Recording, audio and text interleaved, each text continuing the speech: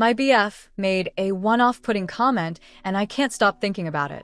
We're currently in a long-distance relationship, and we just come back from what was supposed to be a wonderful, cozy fall getaway in a small mountain town. It truly felt like one of the best weekends we've had in a long time. But on the last evening, as we were bar hopping and chatting casually, I mentioned that I'd never been to a pumpkin patch before.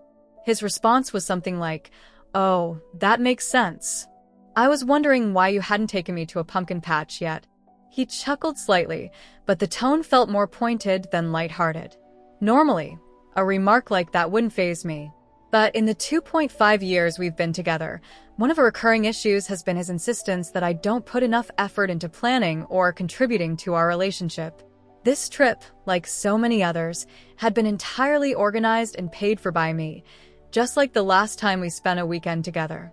His blanket accusation about my lack of effort has always rubbed me the wrong way because it's simply not true. I've planned countless dates, made reservations, organized quality time at home, and more. Unfortunately, many of these plans have been overshadowed by his behavior. For example, he has a habit of starting arguments during outings, whether it's about what I'm wearing, why I didn't tell him to dress more formally, or even accusing me of ogling other men. And when I make plans with family or friends, he often becomes passive-aggressive, implying that I prioritize others over him. Despite these patterns, his pumpkin patch comment really stung, especially since he'd recently mentioned how much he enjoyed going to his hometown's pumpkin patch in the past. He'd even said it was his go-to-date spot when he was single. Knowing that, it felt like he was subtly comparing me to his exes or holding me to some unspoken standard I was never aware of. The more I reflect on our relationship, the more I realize how imbalanced it's been. He's always portrayed himself as a traditional, provider type of man, but in reality, I've been the breadwinner and primary support throughout our time together. I've helped him financially, sacrificed relationships with family and friends, and even put him ahead of my work and graduate school responsibilities. Looking back, I'm convinced he love-bombed me in the beginning, presenting a version of himself that doesn't align with the person he's shown me over time. Writing this out makes me feel a bit uneasy. Am I overthinking things? Or was this yet another red flag I failed to acknowledge? Hi all. A few weeks ago, I posted about a hurtful comment my now ex-boyfriend made during a weekend getaway. To sum it up, we broke up. What followed that weekend was over a week of constant arguments. The final straw came when I upset him over something unrelated, and instead of addressing it respectfully, he lashed out, insulted me, and spoke to me in ways that were cruel and demeaning. Even after I apologized repeatedly for upsetting him, he refused to stop being hurtful. When I asked him to tone down the insults, he snapped back, saying I deserved it. That moment, coupled with his earlier behavior, made it clear I couldn't continue the relationship. The pumpkin patch comment wasn't isolated. It was part of a larger pattern of emotional manipulation and disrespect.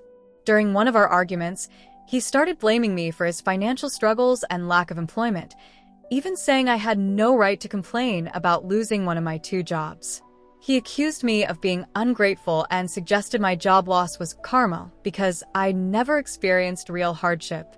He mocked my family's military background and even disparaged my parents' hard work to provide a stable life for me and my siblings. At that point, I knew I was done. His resentment and bitterness had no place in my life, especially when I'd been the one carrying most of the financial and emotional weight in the relationship. I'm in the process of getting the last of my belongings from his place, and after that, he'll be out of my life for good. I'm looking forward to celebrating my upcoming master's graduation this December with a long-overdue trip to Egypt, a women's retreat I've been dreaming about. Of course, he had a problem with it, claiming I should spend that money on us. Shocker. Now, I'm focusing on rebuilding the parts of my life I neglected for far too long. I'm reconnecting with childhood friends I lost touch with because of him, spending more time with my family, and rediscovering the hobbies and interests that make me happy. I even reactivated my social media, which I deleted during the relationship because he had issues with it. For the first time in a while, I feel like myself again. This experience has been a tough lesson, but I'm choosing to move forward with gratitude for the future I'm creating, free from his negativity. Now on to the next story, story 2. Ex used power of attorney to sell my belongings and house. I'm writing this while trying to stay calm, but my emotions have been all over the place. I've gone from terrified to furious, and now there's just a cold weight in my stomach. This is complicated, so bear with me if anything seems unclear.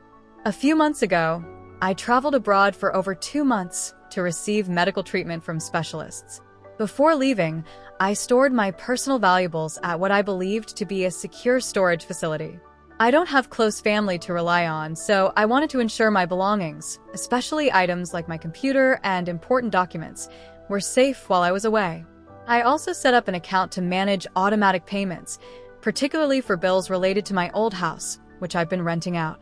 My tenants pay month to month, and I wanted to ensure that everything would run smoothly in my absence.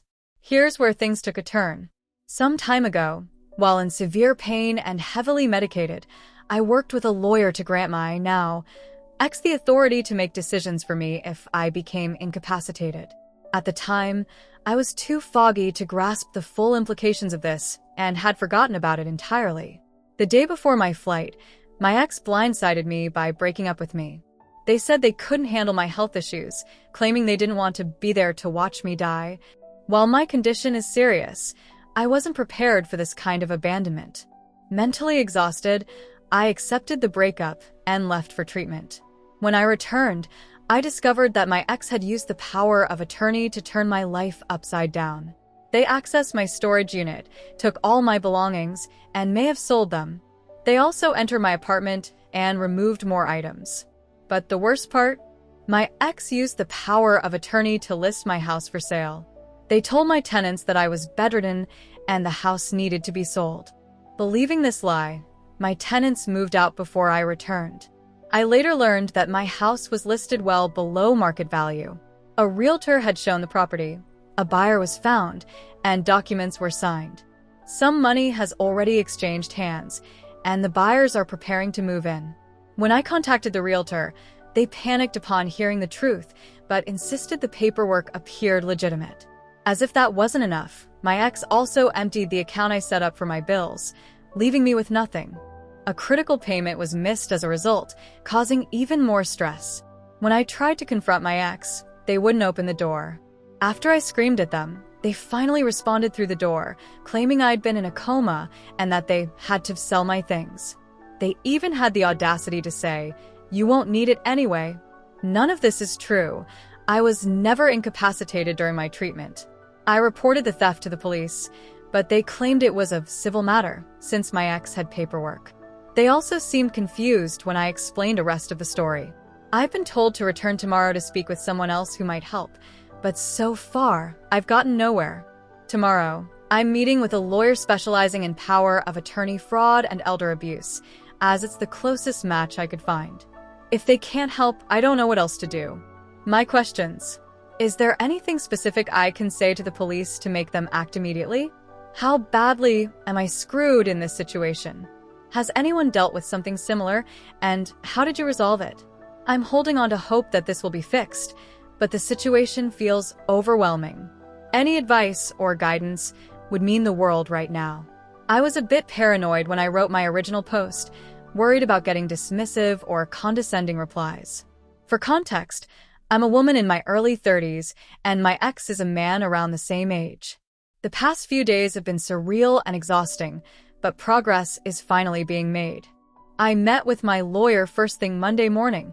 She specializes in elder abuse cases, but reassured me that my situation was well within her expertise.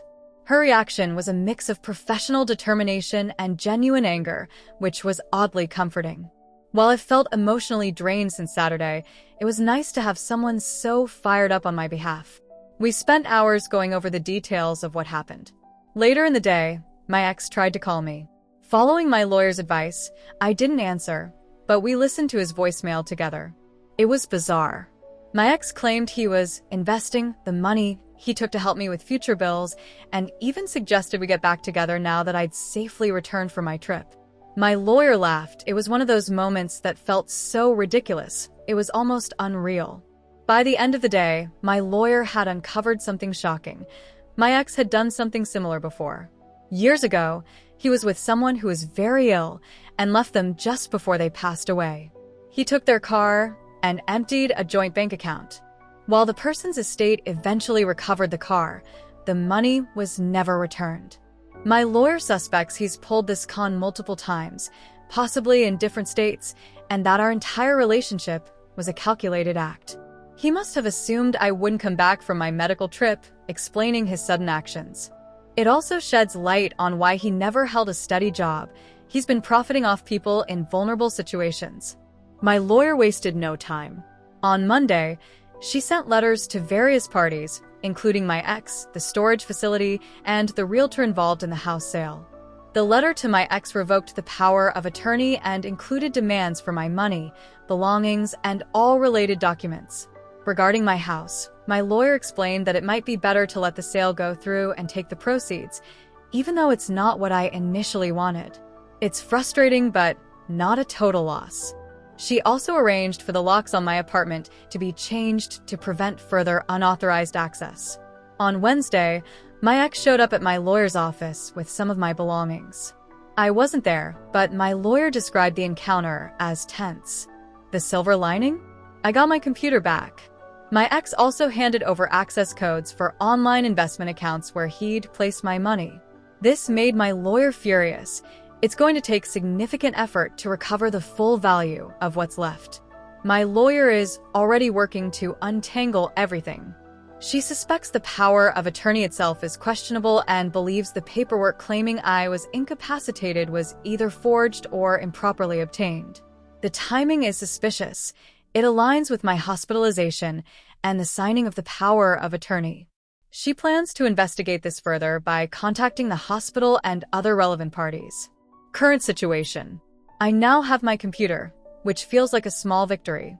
My money is tied up in online investments, but my lawyer is confident she can recover most, if not all, of it. The remaining proceeds from the sale of my house will likely come directly to me. While it's not ideal, it's a relief to know I'll have those funds. My lawyer is preparing to pursue legal action against my ex for financial damages. On top of all this, my local doctor expressed concern about the stress I'm under so soon after returning from treatment. I'm trying to follow his advice and prioritize relaxation, but it's challenging with everything going on. For now, I'm holding on to hope and trusting my lawyer to guide me through this mess. Now, on to the next story, story 3. My fiancé lied about speaking Korean fluently to me for 3 years. My fiancé, Sam, 25M, lied about speaking Korean fluently for 3 years, and I'm struggling to process it. I'm 24F, fully Korean, and Sam is half Korean, though he doesn't look it at all. We met in college, and our connection was instant. Early on, I learned that he didn't speak Korean, which initially disappointed me a little since almost everyone in my family speaks it fluently. However, I quickly let it go, thinking it wasn't a big deal. When Sam told me he was studying Korean, I thought it was a sweet and thoughtful gesture. He wanted to put in the effort, even though he wasn't fluent. I appreciated that. The first time he met my parents was nerve-wracking. While they can speak English, they prefer Korean, so the language barrier created some tension. That night, they complained to me about him and even criticized his behavior, interpreting it as disrespectful because he didn't understand the cultural nuances. I defended Sam fiercely, even though it wasn't easy. Over time, family dinners became a recurring challenge. My parents put on a polite facade for him, but often vented to me afterward. When they met his dad and sister, things took an even worse turn. My parents judged his family harshly, saying things I was embarrassed to hear. His dad's odd behavior didn't help matters, and my parents let me know exactly how they felt about him. Sam never retaliated or complained. He just smiled and endured it. I admired his patience, but I couldn't ignore the sting of their words. I always stood by him, though it was exhausting. Even my friends, who mostly speak Korean, treated him differently when they found out he didn't understand the language. Some of their comments were outright rude, but Sam never let it show that it bothered him. 3 months ago, Sam proposed to me at our favorite park. What made it unforgettable was that he proposed entirely in Korean. I was completely floored, overwhelmed by joy. It felt like the most romantic and heartfelt moment. I cried as I said yes, proud of the effort he'd put into learning for me. Or so I thought. Fast forward to last week. One of Sam's childhood friends, who had just returned from an overseas assignment, invited us to dinner. He seemed like a great guy, polite and friendly. During the meal, the friend casually switched to speaking Korean with Sam. Surprised, I jumped in to explain. "Oh, Sam doesn't know much yet, he's still learning." The friend gave me a confused look and said, "What?" "Sam's the one who taught me Korean." I froze. My initial reaction was excitement. Sam actually knew Korean. But as the reality of the situation sank in, I became angry. Why had he lied to me for 3 years? When I confronted him, Sam admitted that he'd stopped speaking Korean after his mother passed away on his 18th birthday. He explained that speaking it brought back painful memories of her, and to cope, he pretended he didn't know the language at all. He said it was easier that way. I understand his grief and the complex emotions tied to losing a parent, but I can't help feeling betrayed. Why didn't he trust me enough to share this earlier? When I told my parents, my dad was thrilled. He said Sam's decision made sense and supported his reasoning.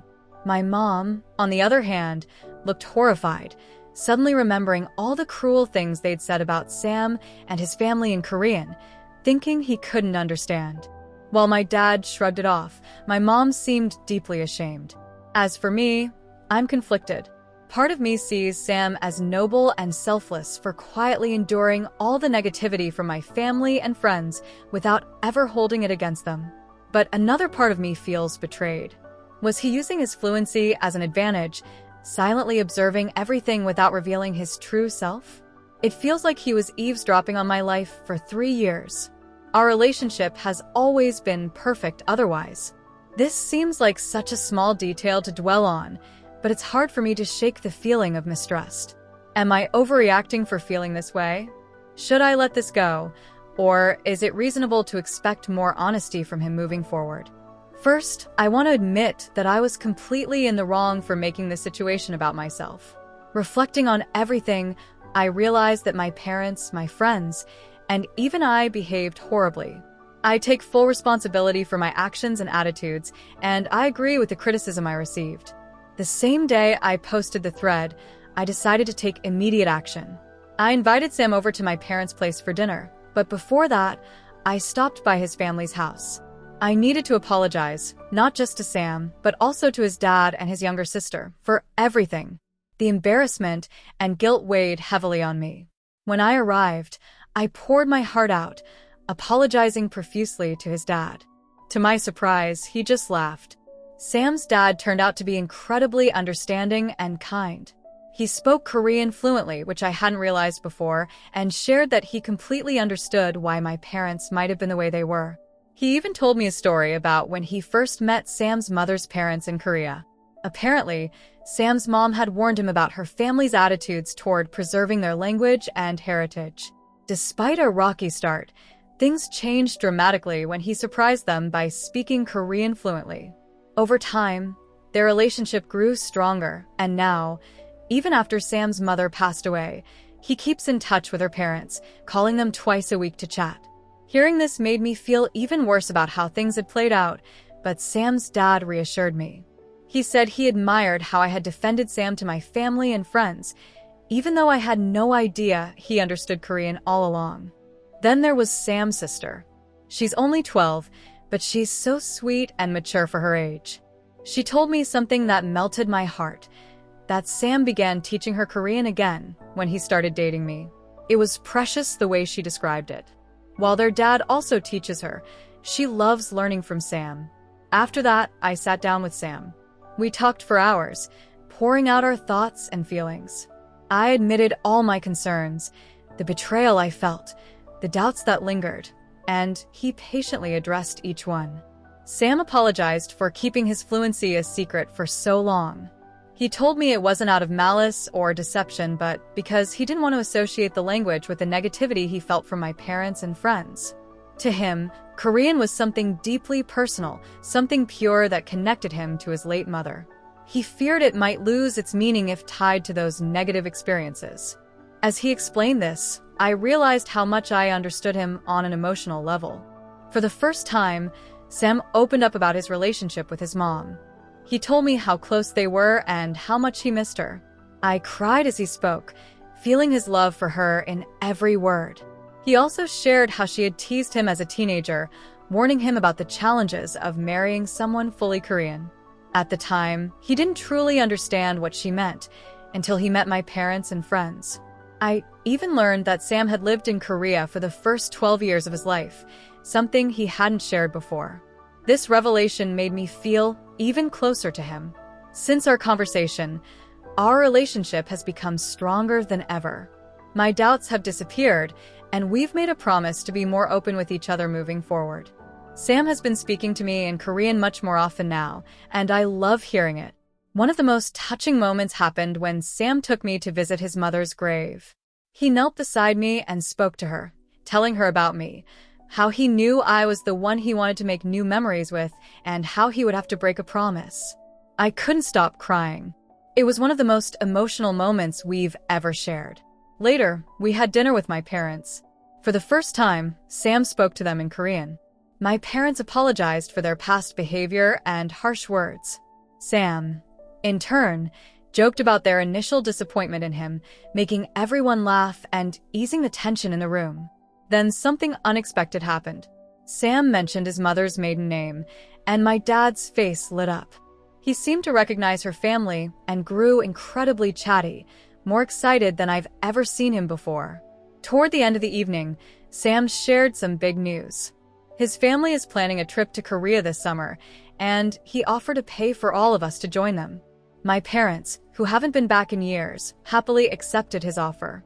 Sam is truly a wonderful person, and I'm lucky to have him. I'm ashamed that I ever doubted him. Moving forward, I know I'll treasure him and never take him for granted. Edit. Just to clarify, when Sam joked about apologizing for my parents' years of disappointment, it was purely lighthearted. Everyone laughed, and it helped break the ice in the room.